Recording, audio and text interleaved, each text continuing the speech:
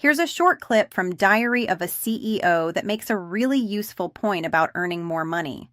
But I don't want you to hear this as another generic work harder, make more money speech. The useful part is much bigger than that. And you've got the 10 money mistakes people make here. Can you run me through those ones? And just let me know if any of them are particularly pertinent or interesting that we should dive deeper into. So this one's controversial. It's not earning enough money. A lot of people feel like they don't have an option, that they're not earning enough money because that's just the way things are and there's nothing that they can do about it. I don't think that's necessarily true. Investing in your human capital, and that can be formal education, it can be gaining skills, it can be becoming an entrepreneur. Those are all ways to make your own self a more valuable asset, to increase the value of your human capital and allow you to earn more money. So that's a big one. And I think people who get stuck in the feeling or the thought that they do not have the ability to increase their income and that this is just the way things are, I think that can be very problematic. Most people are never really taught to think of their skill as something they can reposition, package, and make more valuable. But for many people, the real problem isn't that they have no way to earn more. It's that they're thinking about their skills and their value like it's still 1950. That's the part that jumped out to me. A lot of people treat their income like a life sentence. This is my job. This is my market. This is what I earn. End of story. But that's not always true. In reality, the extra money may already be hiding inside the skill you have, but only if you learn how to explain it, package it, and put it in front of people who actually value it. Here's the core truth. The pot of gold usually isn't hiding in some totally new skill. Your skill earns more when people can actually see it and believe it's worth paying more for. And the next part of the clip gets even more specific because they start talking about something most people are never taught to think about: your skill stack. Even you as an example, so you did engineering and then you did finance, and now you've added this other string to your bow, which is you know how to make content on YouTube. And that makes you, as a finance expert and professional in CIO, so extremely rare. It almost makes you like one of 100 on planet Earth, maybe. And this is what I mean by rare and complementary skills. You could have just learned more finance. I don't think that would have moved you up this sort of earning ladder. But because you added this really rare skill of being able to make content to your other skill stack, I'm guessing it made you money. That example matters because it shows the whole game. He could have just learned more finance, and I'm sure that would have helped. But the bigger leap came from combining finance with another skill: the ability to explain ideas clearly through content. That is a much rarer combination, and rare combinations are where value starts to multiply. Maybe you're a home remodeling contractor, a bookkeeper, an aspiring actor, or just someone who spent years getting good at something most people barely understand. If you build kitchens, install wine cellars, remodel basements, repair roofs, wire houses, fix plumbing, or crawl around in someone's attic questioning your life choices, you already know things your customers desperately need to understand. You know what cheap work looks like. You know what corners get cut. You know why one material fails and another lasts. You know why the lowest quote can become the most expensive mistake a homeowner ever makes. But where does all that knowledge live? Mostly trapped in your head, or explained just one customer at a time, or muttered maybe even angrily in the truck after seeing what the previous guy did. That's a massive waste, because the right content lets your expertise start selling for you before the customer ever calls. A simple video can say, here's what a bad installation looks like. Here's why this failed. Here's what we found behind the wall.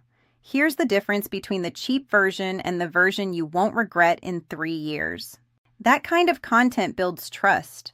Trust is what gets you more customers, better projects, and better margins. But this is not just for contractors. If you are an actor, you might think your acting skill only has value when someone casts you in a play, a commercial, or a film. Nowadays, that's a way too narrow way of thinking.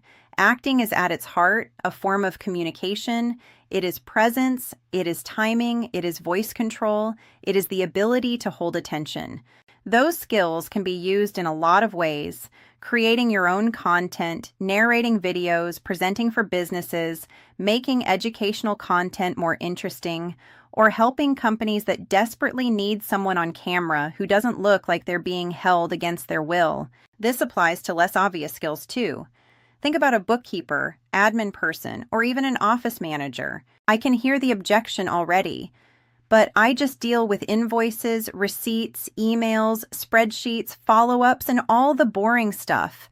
That boring stuff is exactly what many small business owners are terrible at. A simple video explaining how to organize receipts, avoid bookkeeping chaos, follow up with customers, read a profit and loss report, or stop losing leads in a messy inbox can be extremely valuable. Your pot of gold may be hiding in plain sight, in the thing you already know how to do. To be clear, my point is not that everyone needs to become an influencer. Not at all. The point is that whatever your core skill is, you should ask yourself, can I explain this? Can I show this? Can I teach this? Can I make this useful to someone who needs it? When you take what you know and communicate it clearly, your skill stops being trapped inside your own head. It becomes a real asset. But of course, this is where most people immediately run into the awkward part, because explaining what you know on camera is not automatically easy. And that's exactly why the next part of the clip matters. It did, it has, and I continue to be paid well. And, it was, please don't. But if you were to go back and watch my old videos, which are still up, I am so rigid and nervous. And I was. And it took probably years of recording, and we do a podcast too. So just being in front of the camera for me to feel pretty good. I mean, it probably took me 3 years to smile on camera. Really? So yes, that was a skill that I acquired through just practice, I guess. That is the part people skip over. Here is where people mess this up. They make 1 or 2 videos. It feels awkward. They look stiff. They sound weird. Their face does that thing faces do when a camera is pointed at them. The video gets 17 views, 3 of which are probably their mother, their spouse, and themselves checking whether the audio works, and then they quit. Not because they failed, but because they decided way too early that this just isn't what they're good at. Here's the thing. Nobody expects to become a master carpenter after building 1 crooked shelf. Nobody expects to become a great actor after 1 community theater rehearsal. Nobody expects to become a great bookkeeper after opening 1 spreadsheet. But with video, people somehow expect to be smooth, confident, interesting, and profitable almost immediately. That is simply not how any skill works. Ben Felix in this clip became successful by combining a core skill with the ability to communicate that skill through content. But he also says his early videos were stiff, nervous, and not good. That is the part people skip over, and it is the whole point. He didn't start great. He got great by continuing long enough to stop being terrible.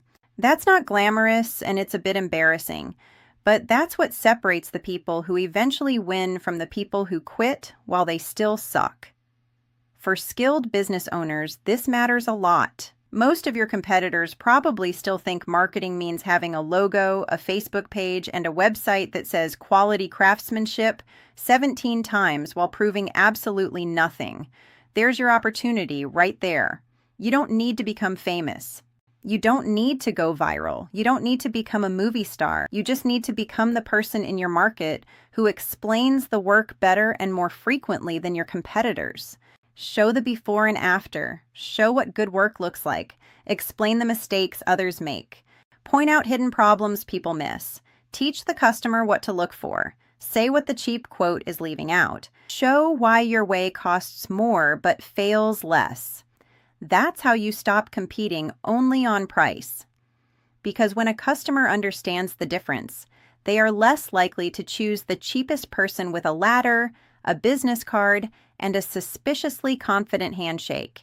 Now, there's another part of the clip that matters just as much, because it's not only about the skill you have, it's also about the market where you apply that skill. So I say this because I really want people to think about how rare their skill stack is. It's not something we're taught. And then also, one of the things I noticed, I used to work in a biotech company for a little while I was in between things, and we were looking for a writer, a biotech writer.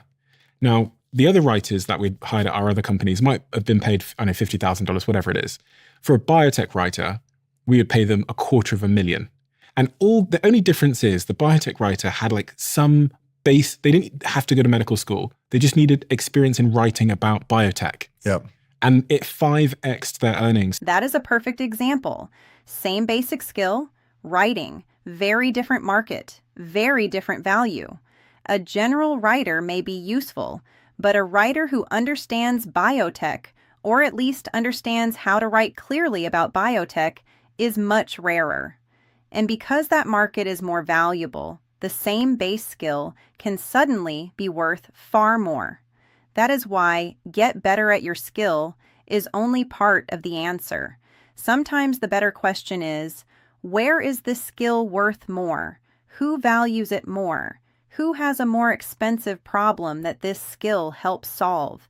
And that brings me to something from my own career. In my own career, I started out in sales, selling low-value things in a low-value retail environment.